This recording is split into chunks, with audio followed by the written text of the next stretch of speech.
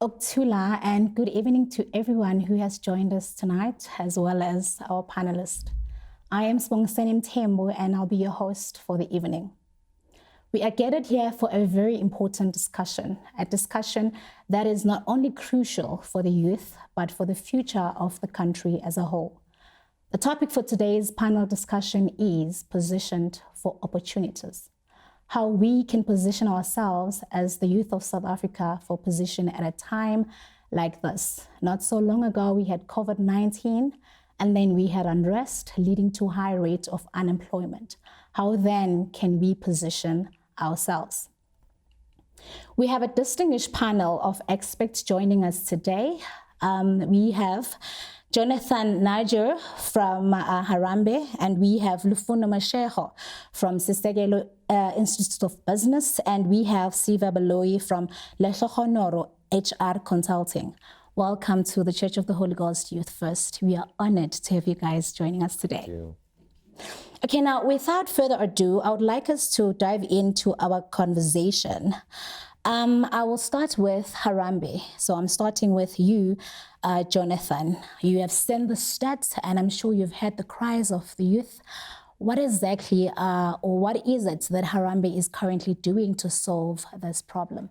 Thank you so much, Spoo, and thank you for having us on the platforms, the Church of the Holy Ghost. So ARRAMBE Youth Employment Accelerator is a not-for-profit social enterprise. And when we started in 2011, and we had soon learned that the crisis is way too big for one company to solve. And then we had to realize, how do we begin to partner with organizations, not only in civil society, but also in the private sector and public sector.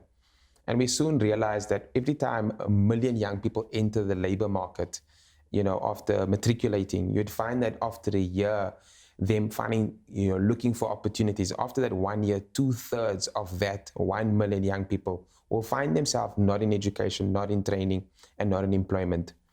And so we realized that we needed to build something where young people could access employers, and business could find themselves working together. And so ARRAMBE spent a lot of time researching and doing pilots and figuring out, where do we meet young people? How do we find young people? And so through that learnings, we had learned that, we're in the country right now, we've got close to 9 million young people just absolutely looking for opportunities. And approaching government and working with business, we developed a platform and a Mobi site called sayouth.mobi. Lovely. Okay, I have this question. But before we get to Mobi, I would like to ask you this question. Okay, I'm sure there's someone at home who has no idea of what Mobi is. I'm sure they are hearing this for the very first time. They are hearing ARRAMBE for the very first time. Can you please tell us more about SA Youth Network Program? How does it work? How does one access it? Is it free? And what are the qualification criteria for someone who's at home, a viewer at home, who has no idea what this ARRAMBE is? Thank you so much. Yeah, so sayouth.mobi is a platform that is free. So any young person anywhere in the country can type in Google to say sayouth.mobi, and that then takes you to a landing site. And then on that landing site, it will indicate to you that you now need to complete, or if you would like to join, please go through the terms and conditions, and then make sure that you understand what this platform does. And then once you've completed your profile of, let's say, 4 to 5 minutes, indicating who you are, where do you stay in the country, what is your educational background, what is your work experience, it then affords you to then have a profile. And once you've created your profile, so we've got 4.4 million young people registered, actually 4.6 million young people registered across the country on sayouth.mobi. And a lot of the times you'd find that young people are maybe familiar with it, but maybe they forgot their password, or they forgot their cell phone number. So on this sayouth.mobi, we've also have a toll-free number. It's 0800 727272. Thank you. And then you can contact us. By contacting us, you're then able to either assist you to sign up, because it can be challenging. Maybe it's network, maybe You've been on the platform before and you forgot your password. Maybe you changed your cell phone number. There's a team that's dedicated to help you in the office with that virtually over the phone. And then once you're on the site, we've got them. We don't have call center agents. We've got guides.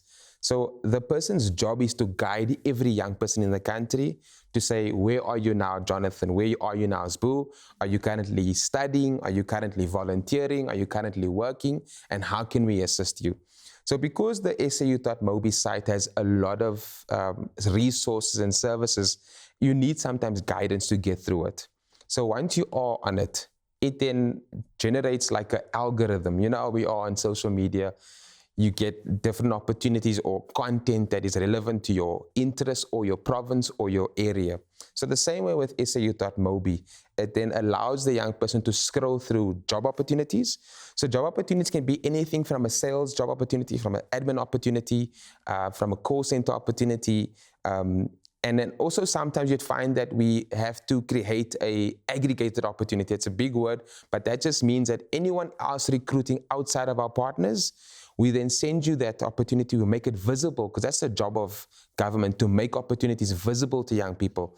So that's the kind of thing that SAU.Mobi allows and affords for young people. So that you log on and then it shows you what opportunities are in your immediate area, so that transport cost is reduced, and so that you also don't have data cost, and so that you can apply. So once you've applied, the employer or the partner on the other side gets a notification to say 100 young people showed interest in this opportunity, and that employer now invites those young people for interviews or would set up critical or clarifying questions. The young person answers those questions and they get invited to some sort of, process to say, are you suitable for the opportunity and do you live in close proximity? Because the SAU.Mobi doesn't discriminate against anyone. If you're living in Johannesburg and you want to apply to an opportunity that's in Mpumalanga, for example, a young person can move there because maybe they got family on that side, for example. So it's a big resource to the country. It's a big resource to the young person, because on SAU.Mobi there's content for young people. So let's say, for instance, you do get called for a job interview, you can actually phone in or read the content available. So there's content that's directed at starting a business, getting ready for a job, getting ready for interviews, how to build your self-esteem, how to build yourself in the workplace. And there's a lot. It's hard to explain it in one go, but there's all kinds of jobs in that space. The biggest industries right now, and I know I'm talking a lot, I'm so sorry, but there's agriculture, there's GBS, there's the digital space.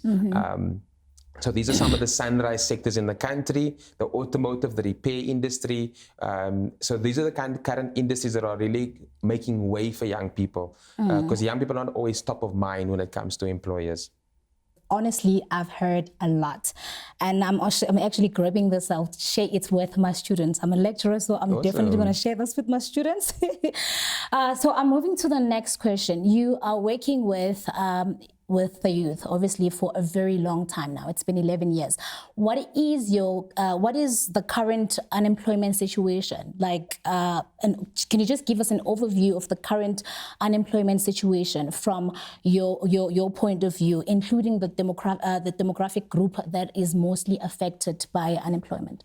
Yeah, it's a big question, and I think when I think about that example I made in the beginning, if 1 million young people, so it's not just 1 million young people in 2023, it's 1 million young people every year.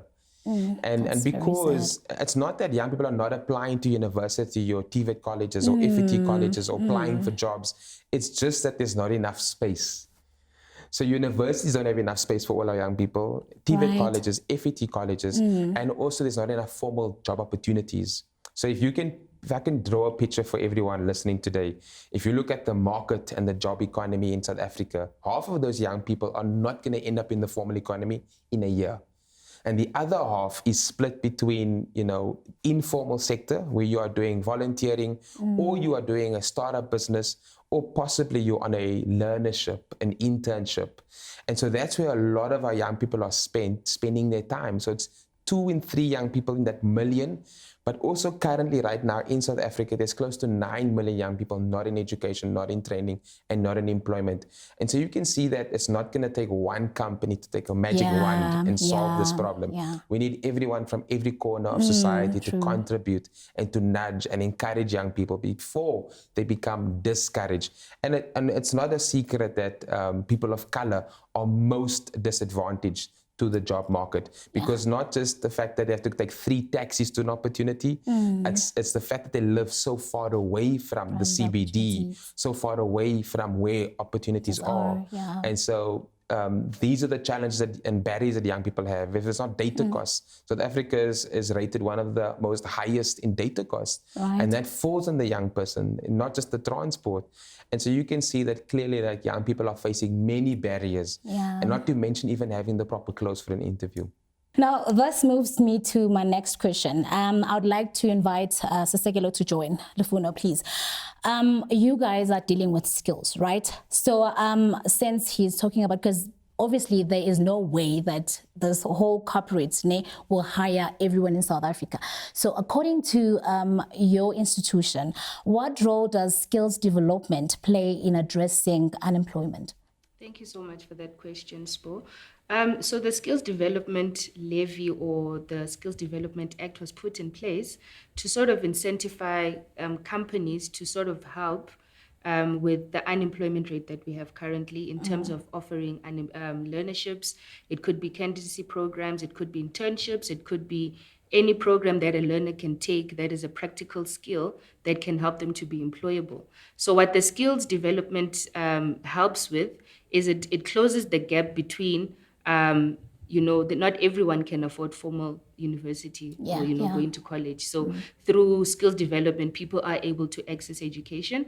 And according to what Jonathan was also saying, not everyone, depending on their location, can also access education as well. So through that, it is touching on it. And something that I feel that we work mostly with is covering people living with disabilities. They're sort of excluded in a lot of things because of the way that they are. And what skills development does is that it gives them the opportunity to acquire a skill that can make them employable in any field that they desire to do. Interesting. Interesting. Now, there's this topic that, this question, I have been, thinking about it.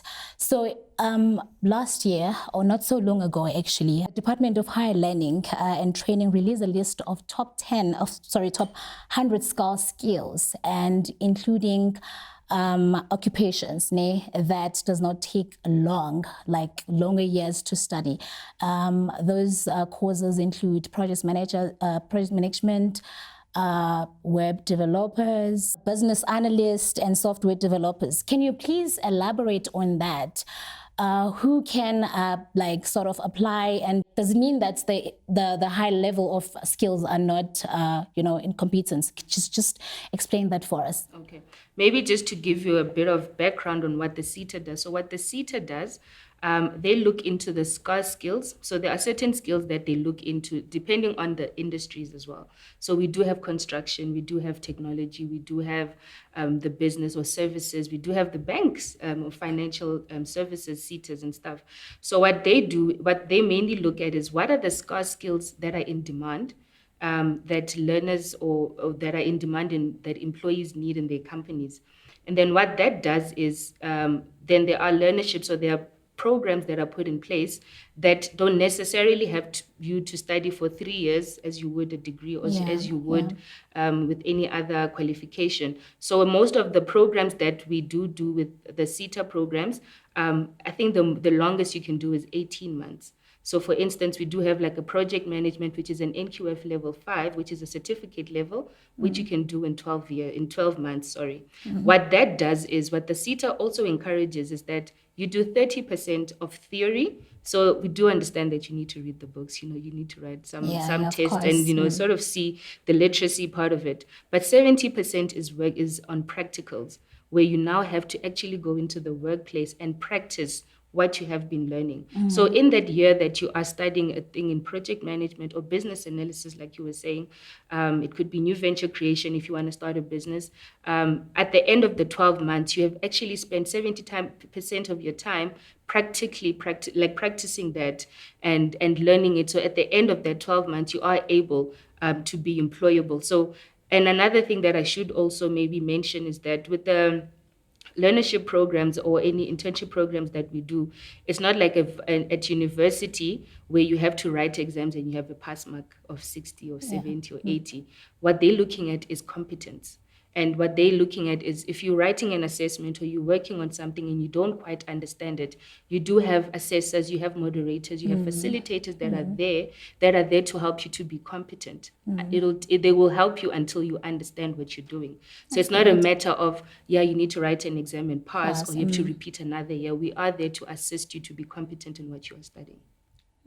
Okay, that's good. Well, you're still speaking about skills. What are skills that will be in demand in the next 10 to 15 years, or in the next 5 to 10 years? And how can we as young people prepare ourselves for those skills? And also, there's a question that I would like to at least add on that. I'm sorry. You guys deal with skills, right? What is it that maybe, because I know that let's say I'm applying for a job, I might think I have a skill only to find that I don't have, right? Because maybe the employer wants a certain skills. Now, what is the gap between the skill that I have and the skill that the employer wants? All right. So I think I'll tackle the first one, the demand, the skills that will be in demand in the next 5 to 10 years. I think one thing that everyone is talking about, and this is a global conversation, is digital literacy is very important. So any digital skill. One of the partners that we have is the ICITP, which is a professional IT body that helps you with being a professional IT expert. What that means is, even if you're in HR, even if you're a teacher, there are certain tools that you are using that are digital, right? Yeah. So you know that in payroll now, there's Sage, there's Pestle. It's not like previously where everything was manual. There are certain digital tools that every industry is using. That's one thing that I feel that is taking, it's going to be a big thing. Project management, I think it's something that will never stop. I feel like your life is a project. Every single thing that you do is a project. You need to plan each and everything. You need to be structured. You need to manage your time. You need to manage your finances. Yes. So project management, I feel like for me is another one that is a big one that we are looking at. Leadership is another one. Leadership, and I'll say leadership because there are people that are in their roles. It could be junior management, and for them to grow in that company or to grow in that role, they need some leadership skills.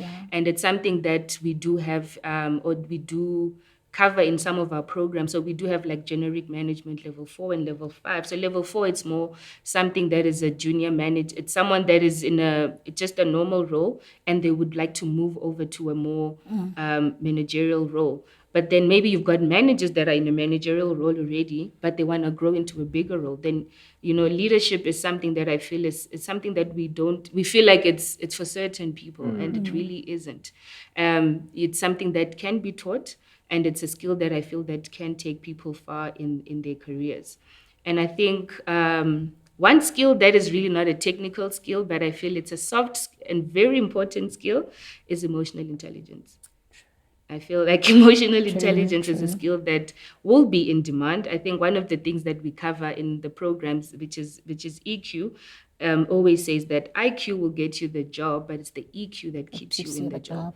So yes, you'll have the knowledge, you'll have everything, but how do you deal with people? How do you interact with people? How do you manage your clients? How do you manage your, people that are reporting to you? So EQ, I feel, is something, and especially in a place where we are talking about, workplace bullying. There's a lot of things that are happening in the workplaces, and I feel that it's something that it's going to be very important. And Thank maybe you. just if you can re-ask the question that you asked. Okay. I was asking about the gap between our skills as we are seeking for jobs, we are looking for jobs, the gap between my skill and the employer's skill. Because I might think I'm capable, I'm good, I can nail this, and only to find that I have limited skills as compared to, the employer. So what is the gap between? I think young people, and I'm just going to make it a blanket statement, but I think that young people don't spend enough time understanding, like I'm saying, soft skills and like the technical skills, like I'm talking about the digital skills. So the gap that I feel is there is that when employers are looking out for people, young people don't spend time bettering themselves by taking a short course, by spending time. And I mean, it doesn't have to be that you're unemployed, even if you are working, there could be a job that is being posted or that is being offered at your company.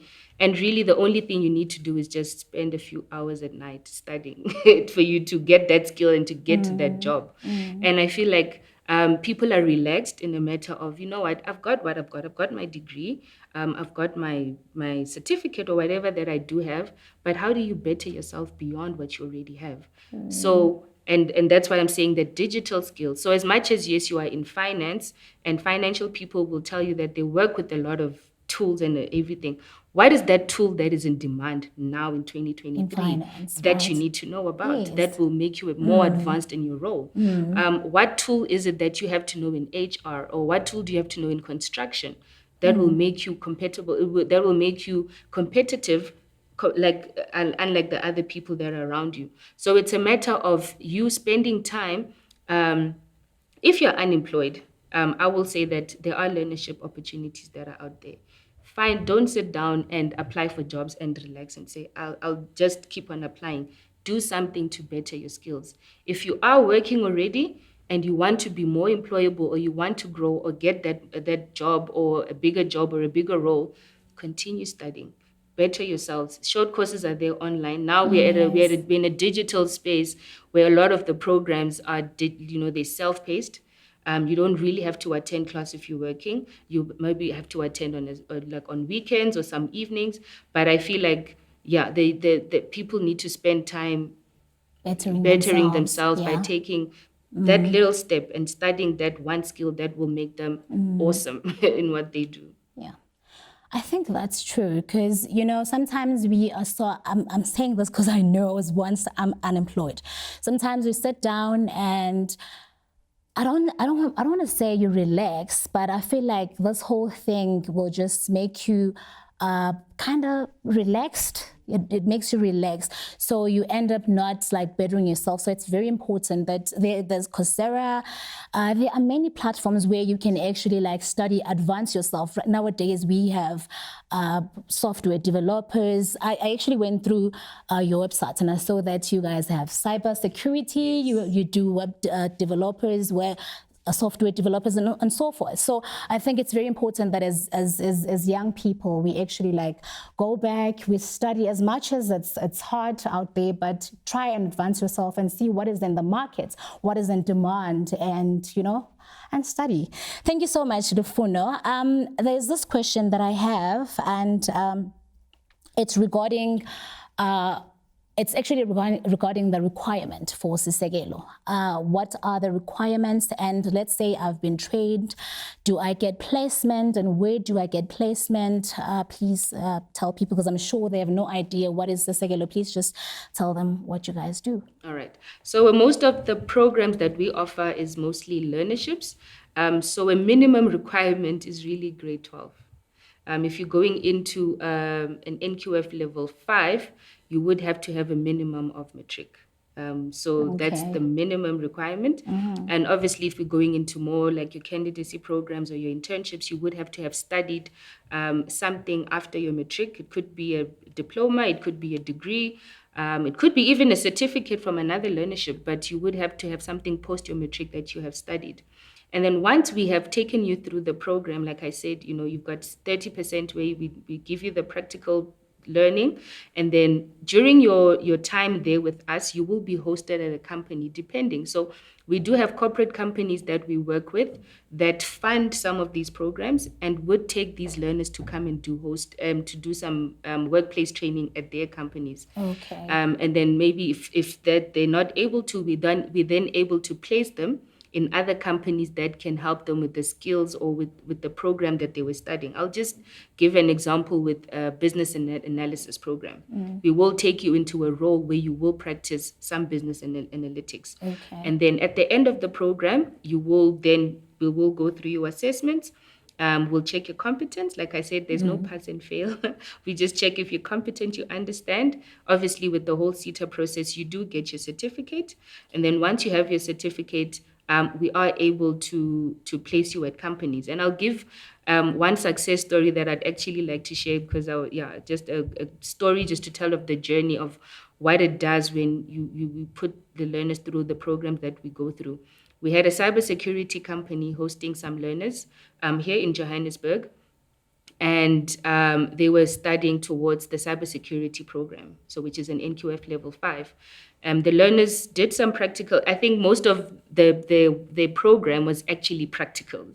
Literally every day they were hacking, they were checking and, blocking and putting firewalls and everything. That's all that they did.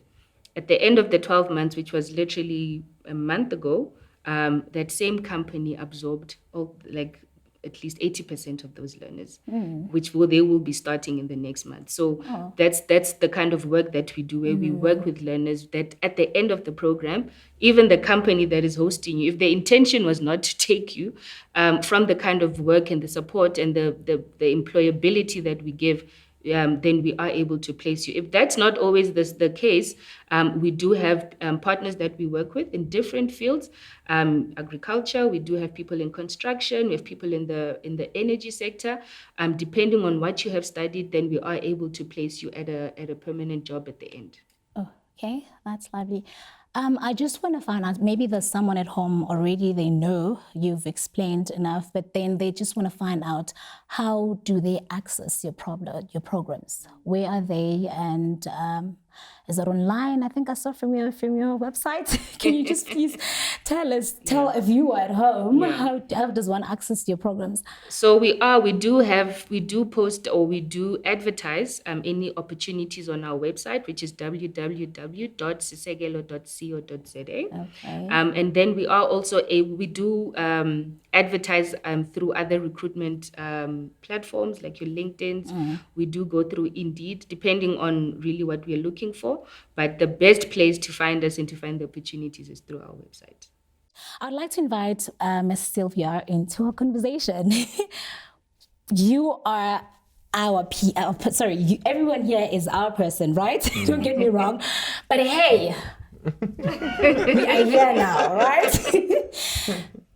So as an HR practitioner, right, what are things that you observe when you are hiring people? What is it that you observe? Because we apply every day, but still we'll get an email of a lot of unfortunates. What happened with us? What is it that you guys are looking for when you are hiring a candidate? Thank you, Spoo, and thank you for having me. Thank you. It's really important to look at understanding that when there's one position, you'll get 1,000 applicants. So the important thing is that there is a criteria. So when you look at the role, look at what is advertised. And in most cases, people go for the roles that they don't qualify. And obviously, you will not get a positive response because we will look, and then out of the 1,000, we'll probably have 20 people that go through the process. And then at the end, you have 3 people that we normally shortlist. And they go through another process where, for example, we do assessments, and that gives us additional information, and then we do the interview. So it's a long process. Okay. Now that you've mentioned that, what do you think are the barriers or challenges for young people who are trying to enter the job market? The biggest one is the qualifications that we have seen a lot, because most positions, they'll indicate, we need a degree. And then if you don't have a degree, you have matric, then obviously you're already disqualified. And then if you have a degree, and then you must look as well, what are the skills that we are looking for? What are the experiences that we are looking for? So you look at the whole package, because if you look at, I've applied for a PA role, for example, and then in that PA role, we say we want someone who's more experienced in the role, Yeah. have a year or two having worked, because in that space, we don't have time to train somebody. So we want someone who will be up and running. So Okay. look at what is the specification and then assess yourself to say, do I qualify or not? What are the skills or qualifications that are currently in demand? Like right now in South Africa, are there any skills or qualifications that are in demand? And if so, what is it that we can do as young people to at least, Yes, yeah. If we look at IT, there's growth in the IT space. Industry, Think of the time when the COVID started. I mean, it started booming because now everybody needs to understand what's happening from the IT space. And then data is also another area, because people work on data. To make a decision, the organization needs data, and that data needs to be analyzed so that you can see how you're going to help. And then there's also a lot of issues, mentally, that have come to the fore, because with the COVID, there's a lot of stress. The unemployment on its own is stressful, for people. True. So we have a lot of people in the helping professions, like your psychologists, your counselors. Those roles are in demand. And then HR, because it doesn't matter what industry you're in, HR will always be there. You'll need that. Yeah. So those are some of them that you can look at. Finance. So you look at through that, but those are the top ones. Okay. I would like to invite Jonathan, you and Sylvia. Can you please answer this question for me? So let's say I have been trained, I'm qualified, I have a qualification with me. Now it's time for me to apply for a job.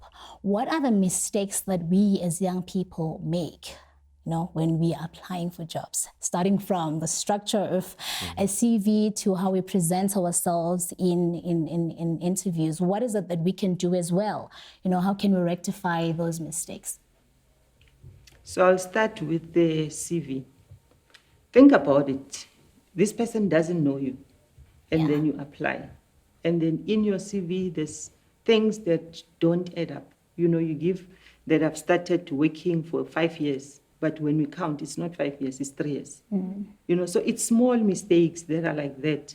And then also the look and feel of your CV. Have you checked it? Have you spell checked it? It's simple things, because then I'll get stuck but it spelled something wrong in the first page. So work on your CV, and then also look at the key things that we need in your CV. Firstly, we want to know who you are. We also want to know the skills that we're looking for. Are you aligning with that?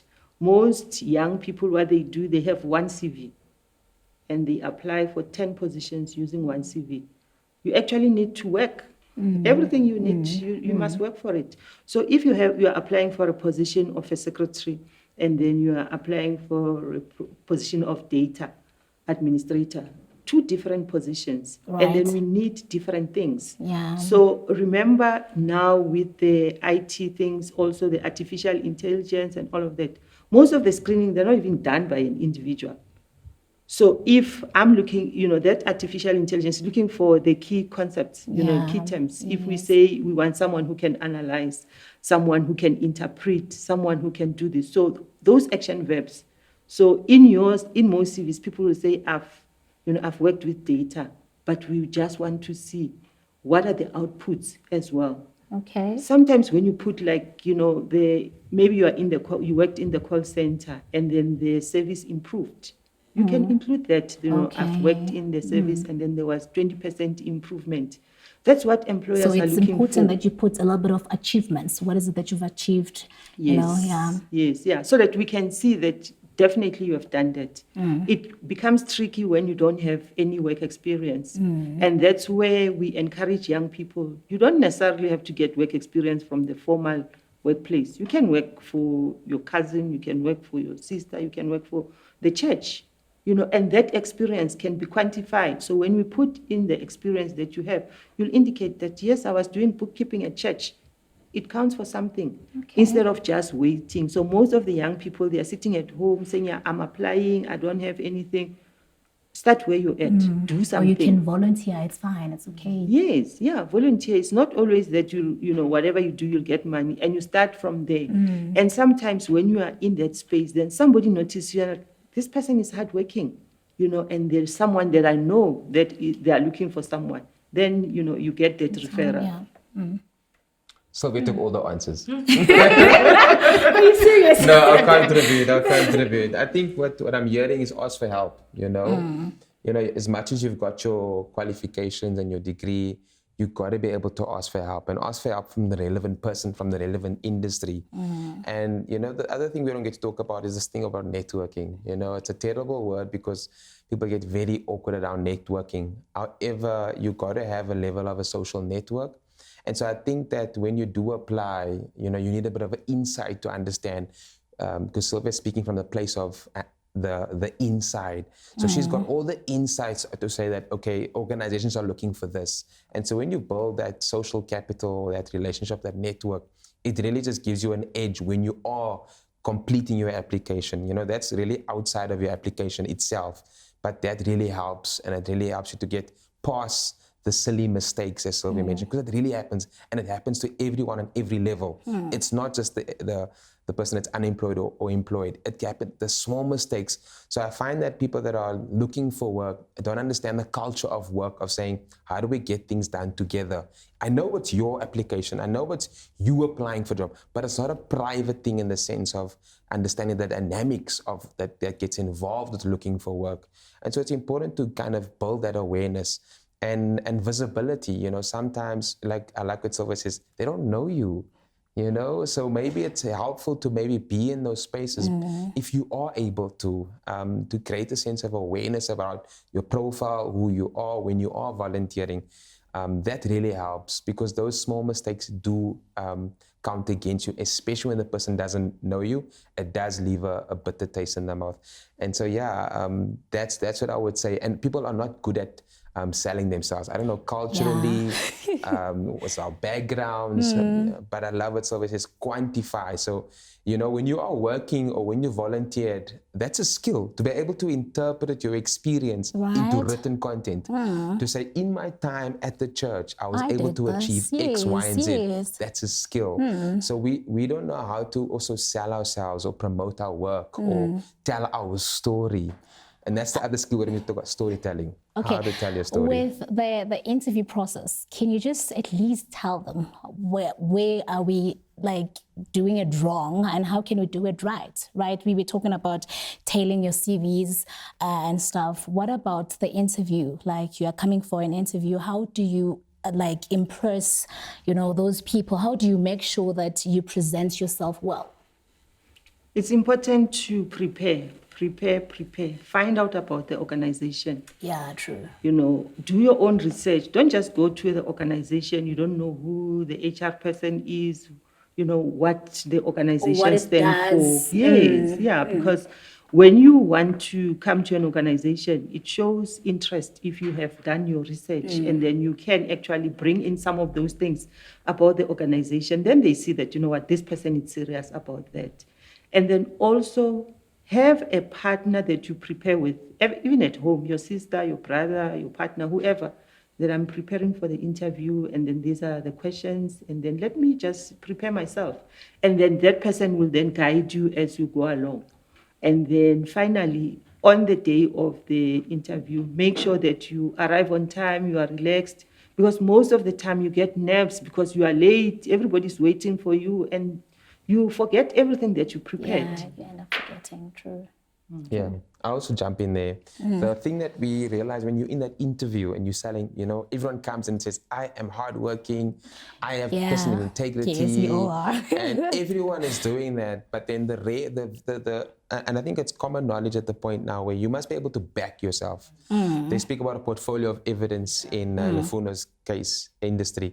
So if I say Jonathan is a person that is determined to succeed, do I have an example where I've emulated and showed these kind of characteristics or this trait? Because having that evidence really gives you weight in the interview, because now you're not sucking your thumb, you're not pretending. And the other mistake we make is young people, because you are so desperate for the opportunity, you are tempted to lie. Yes. You are tempted to make up stuff. Yes. And that's when you are in a corner, and that's when your insecurities got the better of you. So you got to be able to face your insecurities, talk about your weaknesses, but talk about your weaknesses in a positive light. You know, we all have shortcomings sitting over here. Yes. But if you say, you know what, I've got a short temper, but you know what, I'm actually working on it at the moment. I'm currently going to classes, or I count to 10, or you're doing certain exercises that shows that you are now making your weakness a positive thing. Or you say, you know what, I love to do things perfect, and it's because I want to make sure things are perfect. I don't know how to work in a team. But I'm working on that weakness because I now have asked for help, or I've opened up the work. And so when you can back up what you are saying in your CV and what your CV is saying and what you're saying, there's got to be some sort of synergy. Yeah. It cannot be two different stories. So authenticity is a rare thing. And if you can grab it and be honest with who you are in a positive light and speak about your strengths and your weaknesses and back it up, I promise you, you have sold your pitch deck. Thank you. Lufuno, do you have anything to add? No, I think they've covered everything, but I think for me, the biggest thing is the honesty. Yeah. For me, it's the honesty. Just be honest about who you are, be yourself. I think they've covered everything, but for me, the biggest is just being authentic. Yeah, and if I can jump on that, like, you know, when you volunteer at home and you've helped your family or whatever, like, that must be a part of your storytelling. You know, I'm this person at home. Maybe you don't have experience, but you say, you know what, at home, the people come to me and I plan our 21st, our events, our parties. They come to me. That begins to show that you have certain characteristics and immediate trust, because now they can resonate with you. Like, I recognize that. So that storytelling is everything, guys. They should include that in every curriculum. Right. Okay. This one is for everyone. This question is just for everyone. How can we better position ourselves as the youth of South Africa, especially in such a competitive job market? There is LinkedIn, there are a lot of platforms. Now, how then can we make those platforms, how can we use them, you know, in a correct way to kind of like advertise ourselves so that potential employers can see us? Yeah, we'll start with the LinkedIn. LinkedIn is one of the professional things that you can use, because most of the employers, they actually go and check your LinkedIn profile, and then they will contact you and the process starts. So what is important is what you put on your LinkedIn and what you post, because when they go there, they go and check the history, what kind of things are you posting, is it aligned? Because remember, it's also the reputation of the company. If you go and post yourself, you being drunk with your friends, you know, it doesn't put a positive image. So for young people, especially because they are on all social medias, so some of the employers, they even go and check your Facebook, because sometimes you're thinking, okay, Facebook is me, I can post everything. So whatever you post, remember once it's posted, you can't take it away. There was an incident where one person just posted, you know, years ago, was frustrated with this company, and then posted that I'll never work for this company, and then posted it on the social media, and then years later applied for this position, was shortlisted and everything, and then before the person came for the interview, the HR manager went to the profile and found that statement. They allowed the person to come for the interview, and then they asked, you know, how's your presence on social media? And the person played it down, and they, you know, then the HR manager mentioned it that, you know, I saw something that you posted. And in that way, the person didn't get the job. So you need to be extra careful what you put in, because whatever it's out there, you cannot take it out. Even if you delete it, I've already posted it to somebody else, shared it with somebody else. Right. So what if I don't post anything on my LinkedIn? I'm trying to play it safe. Let's say I'm trying to play it safe. I'm like, I'm not posting anything. I'm just showing and stuff. Is that okay? Yeah, people do that all the time.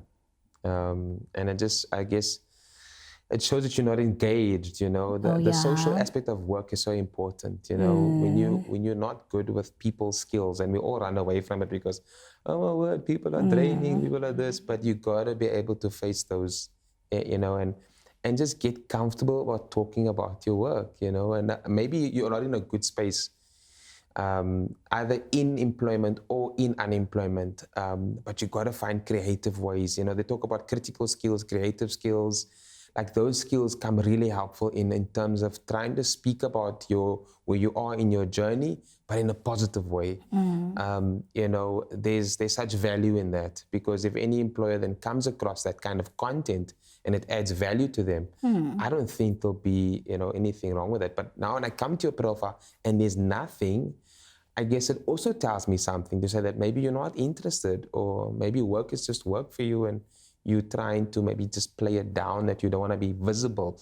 Some people get away with it, some people don't. It depends on the industry. So depending on the industry, if you want to be in a public-facing space, then you've got to get comfortable with that space. And if you are working a bit more in the behind the scenes, or you've built up your brand and there's no need for you, then you can get away with not posting. I think maybe just to add on what Sylvia was saying in terms of LinkedIn, I think one thing that we don't appreciate about LinkedIn is it allows us to tell a lot about ourselves. So if you've acquired a certification, if you've acquired an accreditation, if you started a new position, every single step of your career, you are able to document on LinkedIn. Take that and use it as much as you can. Because like Sylvia is saying and Jonathan is saying as well, any potential employer that's looking for you is going to see that, and is going to see that, oh, this person, you know what, they're doing something in their free time. They're doing something. They're trying to better themselves. So there's certain things that we just think, oh, I'm just posting, I'm at work and I'm having lunch with my colleagues. I'm at work today and this is how I'm looking. But there are certain features of LinkedIn that I feel that we don't utilize, which are very important in how we can make ourselves more employable or more attractive. This question is for everyone as well. What are the global trends and lessons that we or that South Africa can take from other countries? What is it that maybe we can take from other countries, trends or lessons?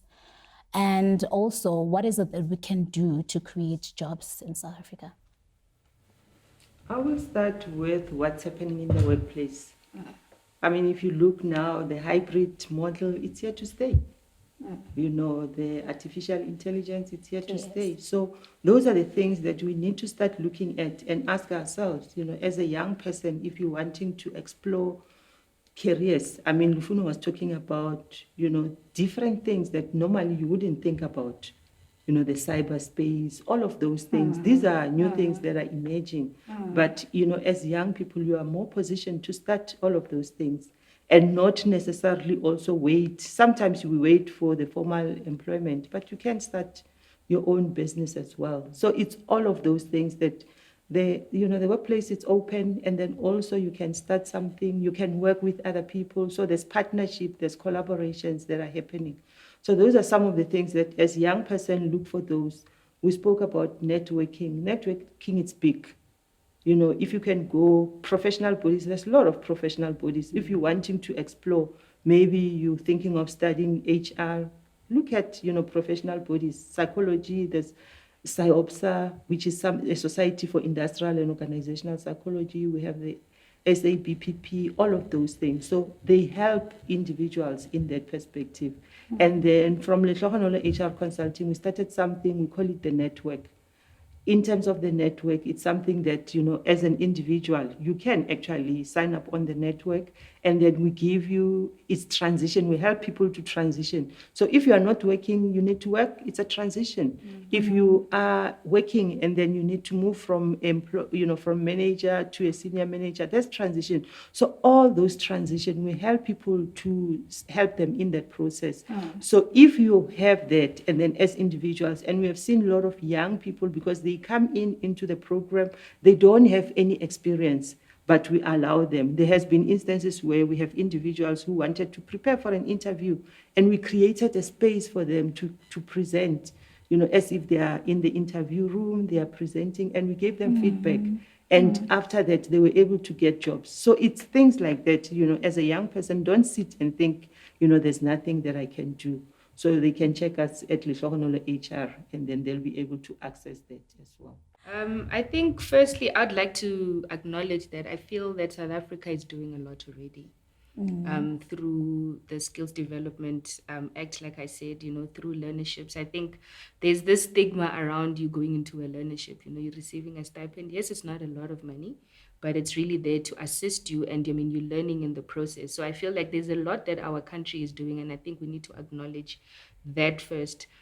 We do have organizations like Harambee that are there. We have HR people that are out there that are really trying to assist with the unemployment that we are dealing with in the country, and so many other people that are passionate about this. So I'll start there. And then in terms of globally, I think the hybrid, like Sylvia was saying, is a big one.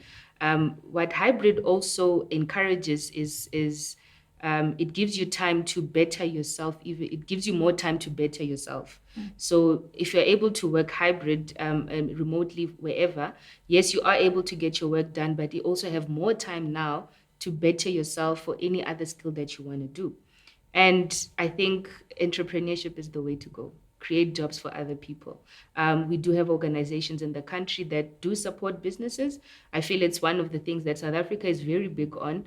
And even your own career or your own passion can be something that you can start a business on and hire people. As much as you would be working, you are able to start a business and create some jobs for some young people. But yeah, I think there's a lot that is going on. And the youth just need to spend a lot of time networking and looking for these opportunities, and just taking advantage of them. Thank you. Awesome. How do we end this? Yeah, curiosity is coming to mind, curiosity. And when you look at South Africa and other countries, I feel like we, as a country, we're coming to appreciate what we have and value what we have. And so I don't really want to look at any other country. I really want us to zoom into where we find ourselves. I think for the longest time, we kept looking at other countries and what they are doing. But there is the global market for us to participate in, and we've got to figure out that space, get familiar with Zoom, MS Teams. And I mean, for those that are listening, hybrid is not an animal. Hybrid is a way of working, meaning sometimes you work at home and sometimes you work at the office. We use these terms, but unemployed people don't know these terms. And I think that's the thing you've got to get familiar with as young people. Like working class people don't even realize they're using all this jargon and this language. And so you got to maybe just make time and get familiar with your industry jargon, because every industry has their language. And so I think that's what we got to do as young people and as employers and as partners, is just begin to feed young people's curiosities and help young people to stay curious. And because even as us sitting over here, there's never going to be a time that you're only going to work for one company. You're going to start a business, or you're going to be volunteering. And if you can do all three, I recommend it to every young person to get involved, get action-based, because we've got all this faith, but we've got to remember to take action on that faith. And so that's the time to take action. That idea you have, don't be so fascinated by it. Don't be too attached to it. Try different ideas. It's not just about having one grand idea. If you listen to many success stories, you'll always hear they've had a journey in ideas. And so young people feed the curiosity, get the experience of piloting, pivoting, trying things, because a lot of the times young people just don't know enough about themselves. And the only way you're going to get to know more about yourself is to do things, to take action. And through those experiences, you'll begin to build the data around who is who. Thank you so much for joining our panel discussion. Thank you to our viewers, and thank you to our guest. Thanks for sharing an insights to this topic. I'm glad that they'll be actually joining us at the Youth Festival this weekend. See you then. Good night.